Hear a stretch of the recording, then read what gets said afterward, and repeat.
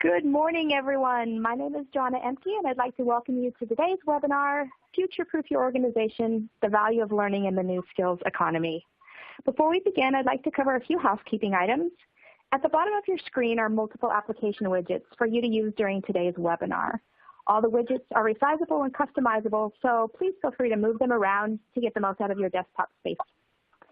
You can expand the slide areas or maximize it to the full screen just by clicking on the arrows in the top right corners.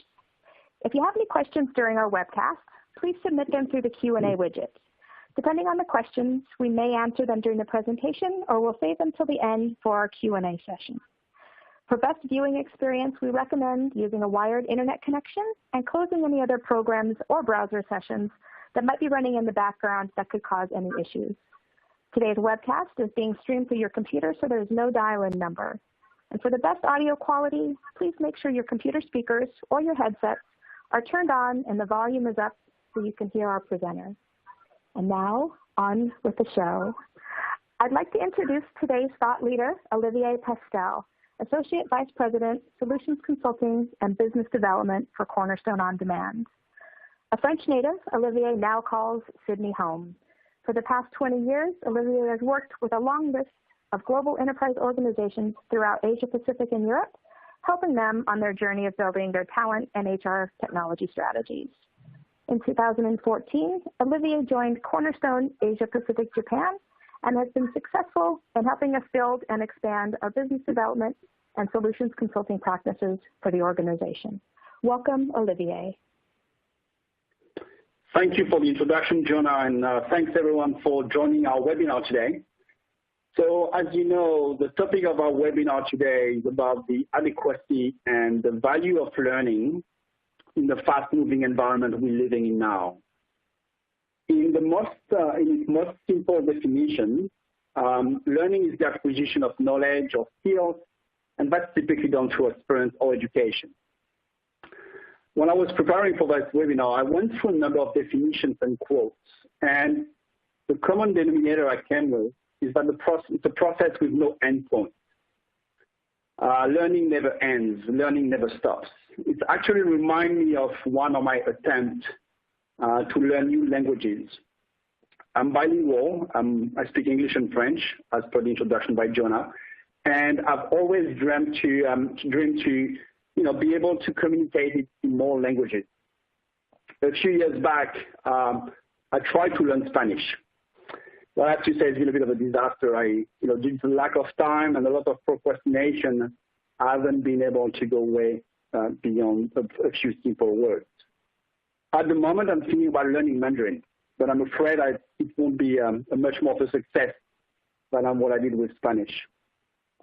I guess learning is not easy. It takes a lot of investment, a lot of dedication. I just wanted to start with a quick clip from a movie that some of you might have seen, which is The Matrix. And I've always liked to see how amazing it would be if we can learn as fast as they did in that movie.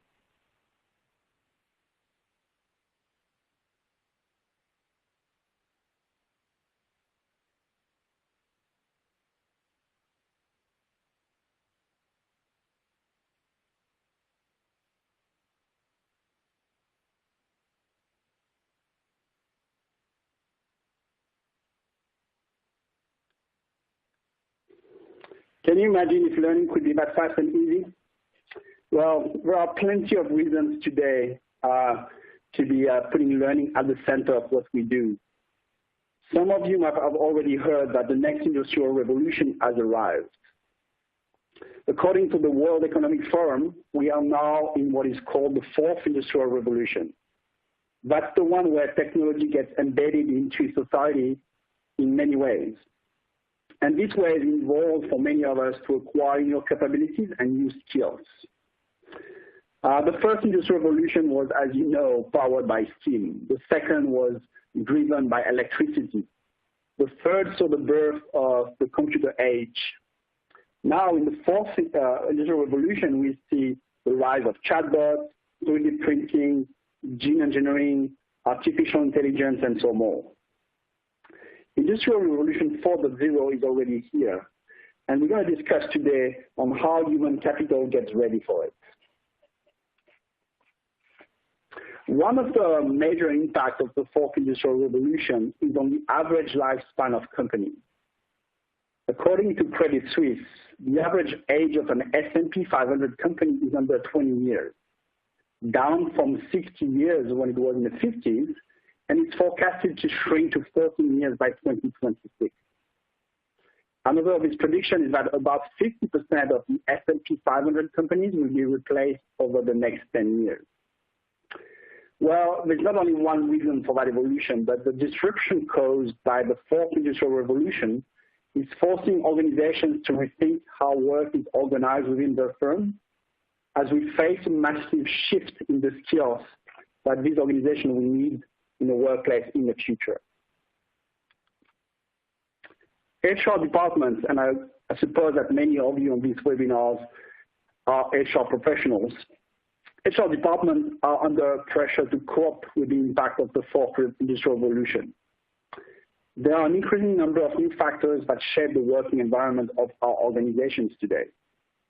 We've moved beyond work-life balance to what is called now work-life integration. There's no longer 9 to 5, even if we try very hard. The convergence of technology and the communication has blurred the lines for many between work and home.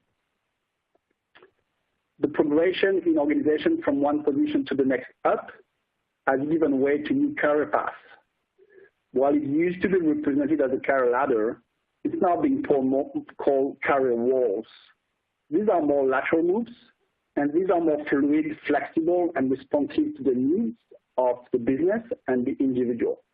Instead of being stuck in one position, there's more opportunities to go lateral and acquire more skills and new skills. The stakes are high for HR professionals, but it's anticipated that the upside will be considerable in terms of higher productivity, rising innovation, and increased prosperity if companies are able to equip their workforce with the new skills and development paths that they need. It goes without saying that pretty much every industry has been disrupted by this fourth industrial revolution. Disruption is not new. We've been through many different phases. Our organizations have been through many different phases. But the speed, the complexity, the interconnection, and the global nature of this new industrial revolution is new. We've all seen already disruption in the way we live, in the way we consume media, moving from using video recorder to online streaming services, in the way we commute with Uber or Grab in Singapore, in the way the manufacturing is being impacted in the form of 3D printing, for example. In fact, 90% of CEOs expect this transformation to disrupt their company, and few are prepared. Just 30% of these CEOs, according to a survey from the Wall Street Journal, think that the workforce is ready with the right skill that they will need. Beyond the industry, every job is changing too. I put on this slide some of the new job titles that appear on job board recently. Actually, most of these job titles and the job descriptions did not exist a year ago. For example, if you look on the far up left, it's Amazon who is looking for culinary product developers. You might have heard that Amazon bought a grocery retailer named Whole Foods Market last year in the US. And you may ask if Amazon is going to change the food business the way it changed the online sale of books and music. Just think about a moment. Can you imagine the complex set of new skills that Amazon will need to be successful in the grocery sector? The same way Tesla and Uber, they're looking for automotive occupant packaging engineer. I'm not too sure what it is in details, but it's really to go with the development of the driverless vehicles and to rethink the way we're going to interact with our vehicles in the future. So, we are witnessing a global skills crisis. Skills have always been at the top of CEOs' talent agenda, but it's getting more and more the case. If we look at Asia Pacific, we are facing an upcoming labor shortage of more than 12 million workers by 2020, and obviously it could have a significant impact on our economy if it's not addressed. This is coming from a research from the company Cornerstone. Talent gap is already a major issue in most of our Asia Pacific countries. And its impact is so significant that companies are increasingly adopting automation in the processes. What is interesting is that India is the only economy among a list of 20 countries that are being studied with a potential talent surplus. The two major economies that are China and Japan are likely to witness significant talent deficits, with a combined deficit of more than 3 million workers by 2030, still according to that survey from Korn Ferry. It's fascinating to see some initiatives like NASCOM in India or SkillSet globally, where political leaders and business leaders join forces together to tackle the issue of reskilling and retraining and providing access to millions of workers to free resources that allow them at their fingertips to reskill themselves. At this time, I would like to just pause for a minute and we would like to respond to our first question of this webinar. We appreciate if you can take a few seconds to answer the question that you can see on your screen right now, which is really to get a sense of how often in your organization do you review your skills, your skills inventory, being the library of the skills that you have in order to achieve your objective, the skills that you've mapped with your jobs, and the skills on which people are being assessed. So if you can take a few seconds to select the answer which is more relevant for your organization, we'd appreciate that.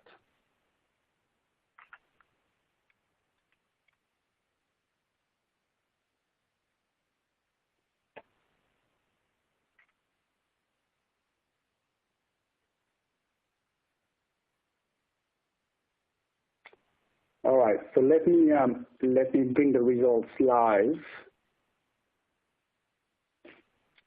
All right, well, that's quite interesting. I was expecting that the main response will be yearly. So it's very interesting to see that the majority or the first response from the group or the audience on the webinar today is a continuous ongoing review. All right, so I mentioned about the impact that the fourth industrial revolution is having on our overall skills, the skill sets that we have and how it's impacting jobs. Even though many job titles will remain intact in the future, I find interesting that according to a survey from McKinsey Global Institute, at least 60% of all jobs will be significantly impacted by automation. So the more likely scenario that we can see shaping up is that most of our jobs will be reinvented rather than replaced. And this reinvention creates an opportunity for us as HR professionals to adopt new skills and to push the agenda to be creating a learning mindset. To do this, both employees and organizations should embrace a culture of lifelong learning and I guess accept the reality that we must work with emerging technology and not against it. I'd like to take a couple of examples of companies that we are very honored to support at Cornerstone. And these are examples of what I would like to call surviving companies that continue to reinvent themselves. The first one is Amazon. If you look closely at this picture, I'd like to ask you, well, what do you see on that picture? Or perhaps what do you not see? As you're probably well aware, Amazon has been on the forefront of adopting and embracing automation. And on top of automation, a very data-driven approach with a high level of use of predictive analytics. And this approach gives Amazon a competitive advantage. What is interesting is that as jobs were eliminated while Amazon was going through that transformation, many new jobs were created. Actually, Amazon is in the middle of a massive hiring plan of more than 100,000 employees in the US right now. By the time this plan is over, Amazon will employ more than 280,000 people in the US alone. And all these new jobs opportunities are for people with all types of experiences, education, and skills levels. You know, they're looking for engineers, they're looking for software developers, and they're looking for people that are seeking entry-level positions and on-the-job training positions. The second company I'd like to quickly walk through is Nestle. Who doesn't know Nestle, or who isn't a customer of some of Nestle's products? Personally, I love my espresso every morning. Nestle is one of the top leading food and beverage companies in the world. They have leading market positions in coffee, in food, in nutrition. Like many food companies, Nestle has been undergoing a significant transformation due to the fact that their customers, or our customers, as customers, we are becoming more health conscious. So this Nestle had to look and increase their reach into healthcare segments. To do that, or one of the things that Nestle did, was to acquire Novartis Medical Nutrition in 2017. And as a result, had to rethink the talent needed as it transformed some part of the business with a focus on nutrition, health, and wellness. Many Silicon Valley CEOs, including Ginny Rometty from IBM, attended the Vivatech conference in Paris last week. And a major topic of the conference was about retraining, or reskilling, as some like to call it, and how this is a crucial initiative of the coming decades. It is a challenge not just for companies, which are at the forefront, but also for the schools, universities, industry and labor groups, and policymakers. The need for social and emotional skills, think about leadership as an example, will rise sharply. The need for higher cognitive skills, think about managing complex information, which we are being bombarded more and more, and we'll see more coming from machine learning systems, will also rise. So these type of skills, which are often seen as soft skills, these are soft skills that schools and education systems in general are not set up to impart. So how will you future-proof your business, your people, and your success in that environment? Shifts in skills are not new, but the coming shift and the pace of the coming shift to digital skills could be massive in scale. I'd like to share another statistics, which is coming from the Harvard Business Review. It says that with the development of artificial intelligence, basic cognitive skills will not suffice for many jobs. And at the same time, the demand for advanced technology skills, such as coding and programming, will rise by 55% in 2030. At Cornerstone, we believe that the starting point is a mindset change, with companies seeking to adopt and promote continuous learning options to employees and create that environment of the learning mindset. I'd like to ask you to respond to our second question, our second poll question here. And it's really to get a sense from you of which one of the below obstacles you see affect your workforce the most to be ready for the future. Whether it lies with leadership, technology, the availability of talent, or the engagement of employees. Which of these one is you would rate as the number one impediment that will affect your workforce to be ready for the future? Appreciate it if you can take a few seconds to answer. Thank you.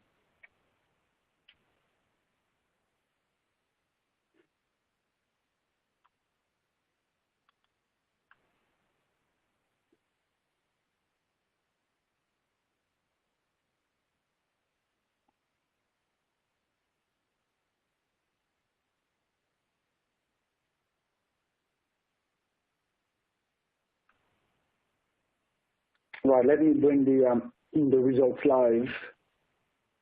Well, that's quite in line with many of the articles that we do see every hour and there, which is about talent being obviously the lack of skilled talent being the number one priority for C-level and line managers, and the lack of skilled talent. Well, thanks for responding to our second question. Just to let you know, there will be a third one. So, how organizations move them from building that culture of continuous learning and promoting that learning mindset? First of all, if we look at the way organization has been built, historically organizations are built on the top-down model. that sometimes we call command and control structure. And that's really been built and to ensure alignment, reporting, financial analysis. And it's still pretty much the model which is the most common these days. But when you think about the fact that we have, in our organizations, more and more remote employees, more and more gig employees and contingent employees, project-based teams, virtual teams, subject matter experts, all this new type of profiling interaction doesn't fit really with the classic reporting line.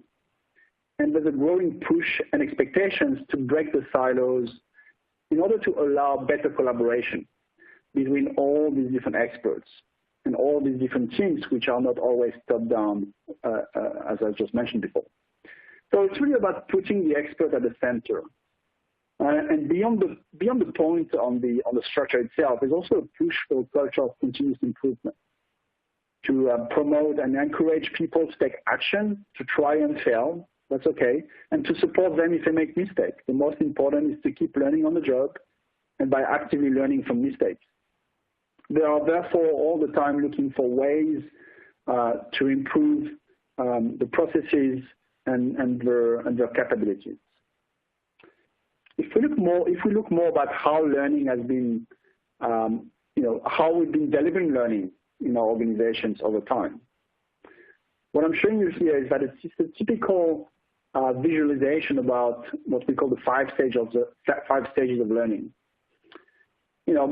Like 20 years back, most of our organizations were obviously leaning towards the left, with many based on classroom learnings where people were projecting slides, and then we saw this in the era of PCs and moving to e-learning. Most of the companies that we talk today are probably somewhere between 3 and 4. Blended learning has been around for some time, being able to create pathways and curriculum that will, promote a balance between classroom face-to-face interaction and learning, and bringing the ability to create communities of interest in social learning and collaboration between your peers that are sitting next to you. So this is really now where we see most of the organizations bringing learning into the flow of work. And that's what we call the modern workplace learning. Learning is no longer a place you go outside of your work. It's coming to you while you're working in everyday life, anywhere, anytime. When we look at the systems that support the delivery of learning, for years the focus has been on the transactions. The transaction-based systems that help organizations to be compliant. People are certified and ensure that we're not going to miss any certifications. Systems, these transactions were helping organizations to be process efficient and cost optimized. In the new connected skills economy, the expectations that we have to be more, that systems need to deliver more relevant and personalized approach is changing that. The people-focused approach goes hand in hand with the concept of lifelong learning. For example, if you just think about, a few years back, most of us were going to training, and that used to be a session in the classroom at a certain time with an instructor. And this has transformed into learning practice that is continuous, available on your fingertips, which is personalized, and has shifted from classroom training to micro-learning as an example. So the focus really on developing new skills to survive, with the fourth industrial revolution impacting our organizations, is a top-of-mind priority for business and political leaders. And by the way, it's interesting that the skilling is actually most cost-effective than many of us would think. For many sectors, the job market is very tight. The skills are not available. They're just new. So not that many people have had the time to acquire skills and experience. So the competition makes it very expensive to acquire the right skills externally. For many, the only viable option is to really empower your people that you have in your organization with new learning strategies. And it's actually further making the case that informal career development is part of your competitive advantage. You provide a path to grow in your organization. I came across a very interesting concept. It's a concept of fixed mindset versus growth mindset. This concept came from a psychologist from Stanford. Her name is Carol Dweck. She wrote a book called named Mindset, which she published in 2007. In this book, she said that it's not intelligence, talent, or education that sets successful people apart. It's their mindset, or the way that they approach the life challenges, whether it's at work or in your personal life. And according to Carol Dweck, you either have a fixed or growth mindset. And the one that you have affects many aspects of your life. She actually developed an online test to help you figure out which side you're on. If you're interested to take the test, we will include the link in the resources available after this webinar. It's always interesting to know more about yourself, right? Basically, a fixed mindset is the belief that your intelligence and other abilities are set in stone. You believe that you're born with a particular set of skills and that you cannot change them a lot. Basically, it's the idea that we can only learn so much. So, given that learning mindset, we're quickly shifting from building organization that allows organization to grow from fixed to growth mindset. At Cornerstone, we believe that every person is curious with limitless potential. And we want to give everyone the ability to realize this potential by taking their development into their own hands. At Cornerstone, we partner with a think tank based in the US called the Institute for the Future of Work. And we wanted to get deeper into what kind of skills we see coming and we see being really a breakthrough compared to the skills we've been used to in the past years.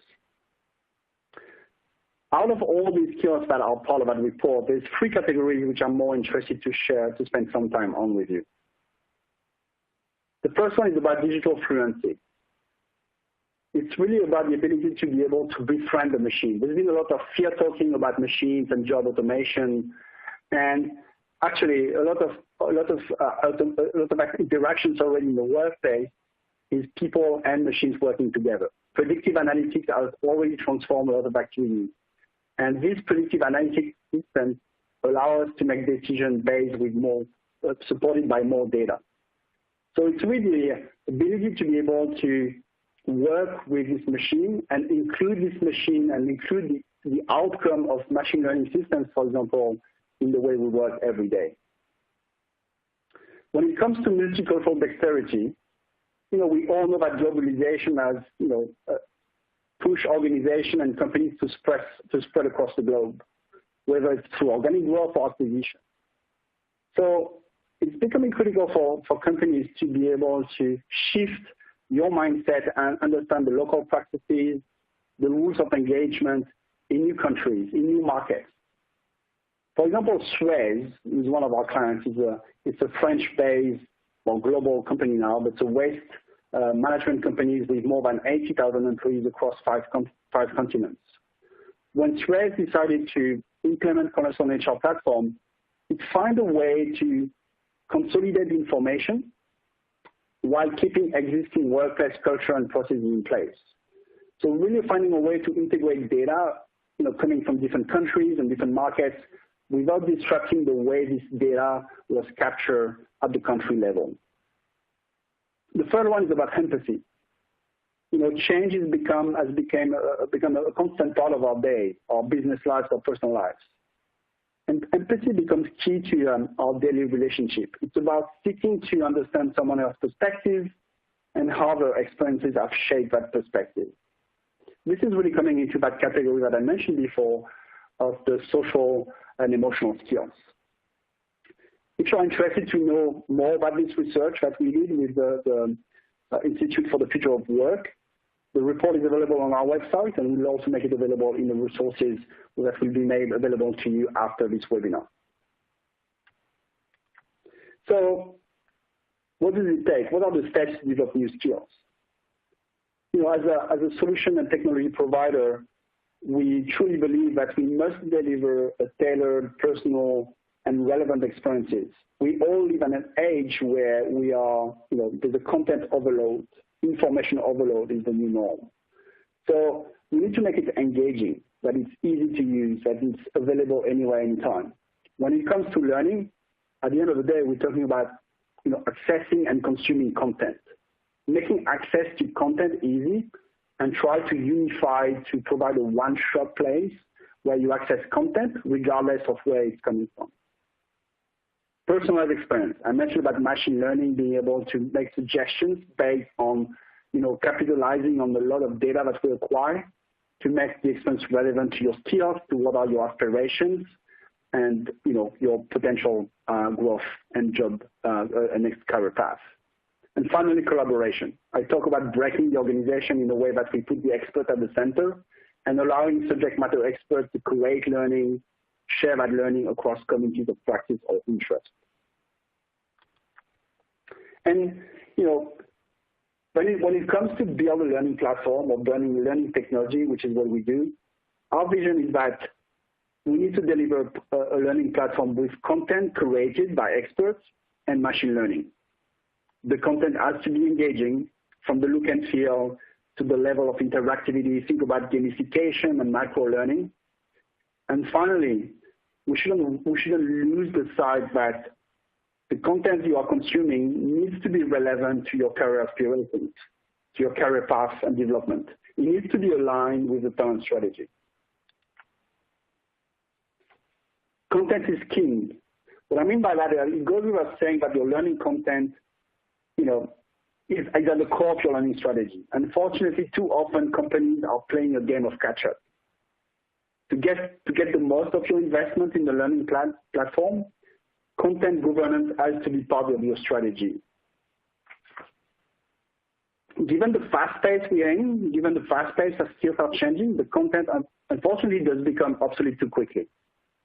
You need to refresh your content constantly so that not only it match your needs in terms of skills, but it also match the technology. It match the fact it needs to be mobile. It needs to be micro-sized. Over time, most companies will have contracted many different vendors because acquiring many different content from many different sources. And the management of these vendors and contracts can become an administrative burden. So the point is that don't get too disconnected from the content governance. When you think about learning delivery from platform and technology, content needs to be considered side by side. All right, I'd like to call the third question of our webinar today, and I would appreciate if you take the time to answer the question about which one of your following are you embedded into your learning strategy: collaborative learning, micro-learning, creation of playlists by subject matter experts, machine learning recommendation, mobile learning, or none of the above.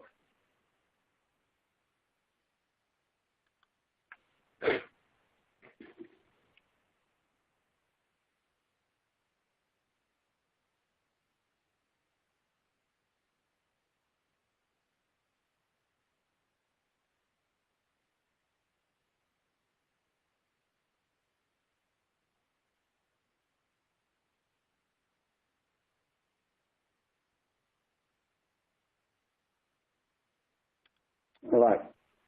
Thanks for the response. Let me bring the results. Well, that's interesting. That's exactly in line with most of our conversation with our customers, but are looking at ways to revamp and make the content much more, impactful. And micro-learning is very often the topic which is the most being discussed at the moment.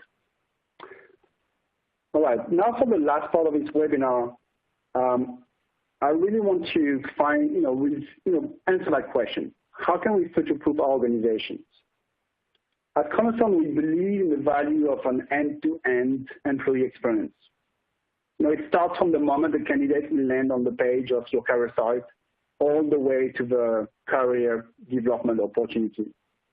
And I would like to use a quote from our partner, Aon Hewitt, which is that employee engagement drives business performance. As some of you might know, Aon Hewitt has a lot of expertise on engagement, employee engagement survey, and most of these surveys will show clear correlation that employees with higher than average engagement are more likely to achieve the highest performance rating. There's a very interesting white paper from McKinsey, again, about how technology provides an opportunity for the HR function to drive real value. In summary from that white paper is that there's 3 key operational priorities. Keep continuing improving the processes. Keep putting into the end of the line manager and the users direct access to information and transactions. Leverage the self-service capabilities, but in order to do that, make the process as simple as possible. Keep considering and embracing next generation automation. Smart workflows, natural language processing, in order to keep reducing the low value add activities and moving into the ones that will have a bigger impact and differentiate you from your competitors. The third one, the user experience, which I've already mentioned a few times, which is key to create that level of engagement and employee experience that I just presented before. I'd like to leave you with a few questions which we do believe, based on conversation with our customers, will fuel conversation in the organization. For example, and that's at the core of our webinar today, are you embracing continuous learning in your learning strategy? Do you have a career framework which you update, so which is dynamic enough to always be up to date with the skills and experience that you need not just now, but next year or the next 5 years, which was one of the 4 questions that we asked you to answer before. So as we come towards the end of this webinar, I'd like to give you a quick glance of what Cornerstone's mission has been. Since our founding 19 years ago, we have had one vision. And that vision is to provide the best technology to develop people and allow them to realize their potential. Our solutions that we've designed over these 19 years are there to enable lifelong learning and development. And we've brought these solutions to more than 3,000 clients worldwide. And these solutions pretty much encompass the entire employee life cycle and being able to have that impact on the employee experience from being a candidate to being developing to the organization. I will leave you with this visual about our holistic approach to learning. And that approach combines a learning management system, typically known as an LMS, with a learning experience platform, LEP, with pre-created content on demand. The learning experience platform is designed to engage and get to that level of engagement for a learner with a modern and personalized experience. We need to deliver on that vision of continuous learning, while the LMS will make it easy for you to manage, track, and deliver the learning that you will still need for your compliance and regulatory needs. And remember, it doesn't matter how simple or sophisticated your LMS and your learning experience platform are if you haven't got the right content. Content is king, and I want to leave you with that. And now I'll hand it over to Jonah to see if there are any questions. Thanks for your attention. Thank you, Olivier, and thanks to all of our guests that have been submitting questions. We encourage you to continue to send them through the Q&A widget on your desktop. Our first question is from Justina, and it's a question that we hear often at Cornerstone. Olivier, you did cover some insights on success factors, but just as curious, how can an organization close the skills gap when they have limited resources? And that's both monetary and manpower. Yeah, that's a question that we get quite often. And I think now with the wide range of options when it comes to, if you remember that slide with the 5 stages of learning, classroom training and e-learning was very resource demanding and very costly. But moving into more of the collaborative learning and the modern learning, most organizations don't know that they have a lot of inside knowledge and resources, but by connecting these people together, you can go and provide a first level of knowledge sharing, whether it's sharing through communities, whether it's making sure that these experts that you have in-house will contribute to the learning strategy. So it's really finding a balance between the more top-down L&D driven strategy versus making the content curation and the content access a bit more democratic. And whether it's your potential subject matter experts that you have in-house, but also leveraging all the open source, I would love to call it open source content, which is available out there. So like a machine learning strategy will be able to, create, analyze content which is, available, probably free of charge out there. So not everything obviously is free of charge, but if you have limited resources, being able to create that content which is available without you spending hours Googling and searching for it. Hope that answered the questions. Great. Thanks, Olivier. Our second question is about digital learning. Everything today seems to be about digital learning. Does this mean face-to-face classroom learning is officially over? Or do we need to be careful about the type of learning that we offer by digital? Yeah, it's an important question, but we have to make sure that there's the right type of learning for the right people and the right skills that we are promoting or we are developing. In the most simple answer, I would say classroom training is not dead. It really depends on the type of skill. The more digital learning, virtual, at your own pace, fit perfectly technology skills. I mentioned coding and programming. These are the type of skills that, a virtual lab, a digital delivery will fit, that's for sure. But the face-to-face classroom learning would probably be the better way for delivering for when you deliver training for higher connected skills. If you think about problem solving or creativity workshops, then you have to, in a certain way, encourage role plays, real-time feedback, and this can only be achieved if you maintain that level of face-to-face classroom learning. So I'd say classroom training is not dead. It's a matter of finding the right type of delivery for the right skills and the right group of people. Okay, let's talk a little bit about upskilling.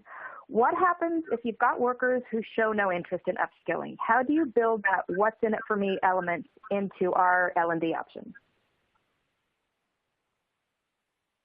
Yeah, I think the first question is to understand why they would have no interest in upskilling.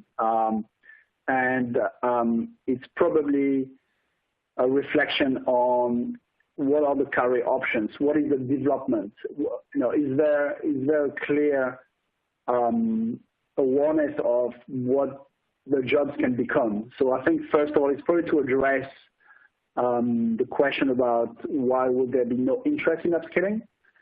So that's one. And I think the second one, then the management, and it has to have a role in building development plan or development path, whatever people like to call it. But, pre-package and pre-build ways for people that are currently in their teams to see what's next for them. So I think it's not just a technology question. It's not going to be addressed only by technology. There's probably first a discussion around, is there a clear description of the skills that are needed? What are the next jobs going to be available and what it takes to be fit for these jobs? Great. Our next question is from Peggy, and Peggy is looking for a little bit more information and what is meant by the learning experience platform. Sure. So in the most simple way, it's really the way that as an employee or as one of your customer will consume learning from you. So it's really that front end.